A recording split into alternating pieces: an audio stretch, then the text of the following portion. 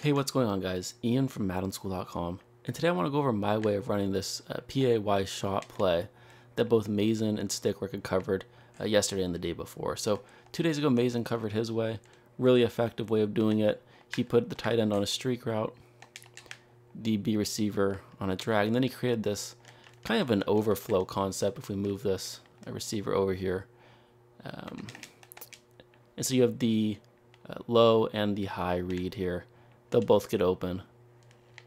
And that's a really effective way of running it. It's a great way to run it if you don't know what defense your opponent's in. And then what Stickwork did is he said, we're going to do it kind of similarly, but we're going to put that running back on an out route.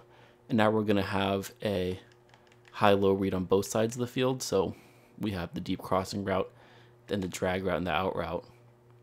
So we kind of have our option of which guy to hit. And those are both really good ways of running it against defenses when you don't know what your opponent's in. But what I'm going to show you here is a look like the defense is giving us here. This is a cover 3 look. And if they're going to give away they're in cover 3 before the snap, I'm going to go to the version of this play that beats cover 3. So again, gun split, close pats, PAY shot is the play.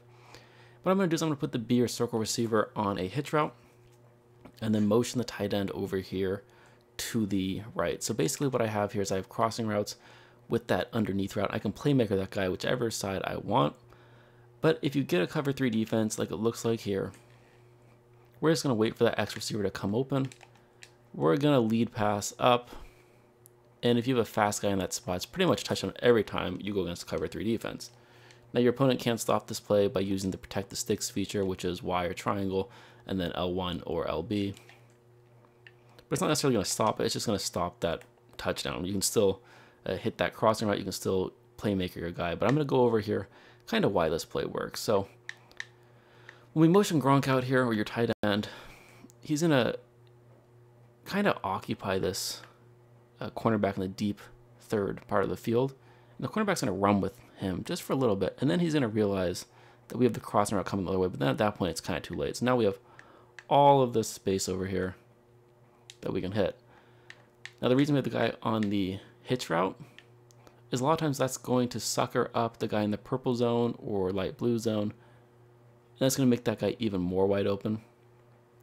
So I'll show it to you one more time here so you can understand how it works. And I'll go over some problems, kind of why it works, and why you really need to motion that tight end over there to the right. So we can always playmaker that guy. But you can see here, the X receiver is just going to get wide open. We always playmaker it up because there's not going to be any sort of help deep. Because if you're going to notice, the cornerback over Gronk is going to run way too far to the middle of the field. And then our crossing route is going to get wide open.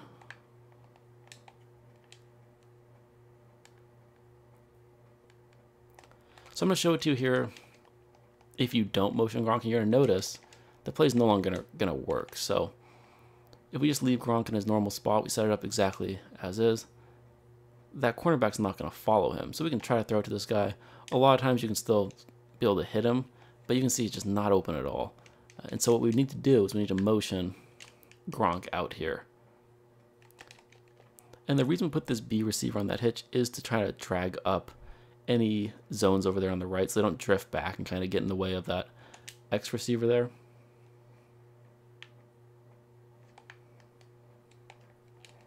Lead pass up is important just because you want to get it over any purple zone. So I'll show it to you here. Like if they're in hard flats, it's going to work the exact same. That's kind of obvious, but I'll just show it to you one time. And you can do whatever you want with your running backs as long as you don't put them on wheel routes or like streak routes or anything that's going to mess with those deep blue zones. But if we do anything shallow, so block and release, it's a great option because that way if they're sending pressure, you can pick it up. If they're not, you still have that option shallow. Or you can do like out routes, in routes, curl routes. It's kind of up to you. I like to just block them. And so this one I'll show you against cloud flats, cover 3. You can see there now they're in cloud flats. I got bumped a little bit there, so it kind of took a while longer getting across the field. So this is great against somebody who doesn't have an elite user because most guys are going to catch on. But if they do catch on, I'll show it to you here. So say they take a linebacker and they just run him completely out of the picture. I'll simulate that by we'll just throw this linebacker right there. So he's going to run with Dorsett. Dorsett will probably still get open, but if someone's actually using him, that's going to shut down that crossing route. So if that happens, all we're going to do, exact same setup, and then we're just going to playmaker this guy over. I mean, you can playmaker him just basically wherever the defense has an opening. So you can playmaker him to the right, you can playmaker him to the left. I generally prefer to playmaker him to the left, or you can playmaker him deep down the field. Now against cover threes, a lot of times you don't even really need to playmaker anybody. So you can just snap it, wait a second, let the guys kind of drift back, and then throw it. It kind of depends on the zone that, like if he's in a hard flat, that hitch will get more open. But if he's not open, you just playmaker him. It's not a huge deal.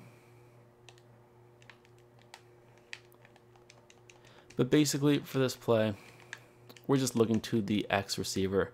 Square on PS4 every time we see a cover 3 look. It's pretty obvious here if your opponent's in a single high safety. Defense, we have our fastest receiver in that X or square position, just so we can outrun the deep safety. So I'll show it to you here if your opponent is in cloud flats, and that will stop this play, so just be aware of that. Or I should say, in protect the sticks. Cloud flats isn't going to do anything, but the protect the sticks will do something.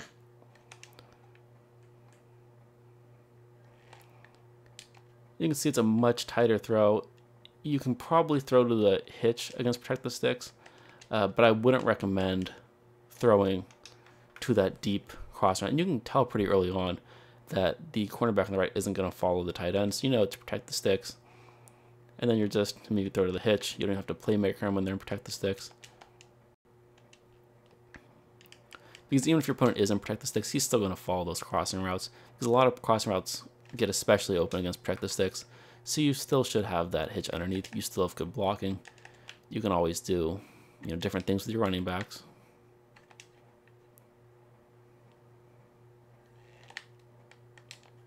But you can see again, protect the sticks. It looks like it's there. You just have to be disciplined and not throw it. I mean, you can get it every now and then, but I don't think the risk reward is really there.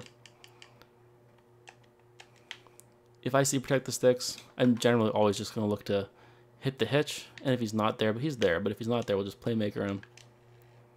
Generally to the middle, sometimes to the right, depending on if they have a hard flat or a cloud flat over there. Let me just show you real quick against cover 2. I mean, you still have some reads against cover 2. But this play is designed specifically, at least this version of the play, is designed specifically for a cover 3 without protect the sticks. So if I see a cover 2 type look, like if I notice that my opponent's sitting in this cover 2, what I'm going to do is I'm not going to run my version of the play. I'm going to run Mason's or Stickwork. So I'm just going to go ahead and go, all right, tight end on a streak route. Maybe I'm expecting a heavy blitz, so I'll run Mason's version. So I'll block both my guys so I get extra protection.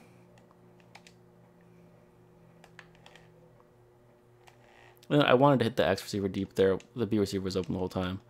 But you can see the point is that you're not stuck with just one way of running this play or two ways. There's a whole bunch of different ways you can run this play.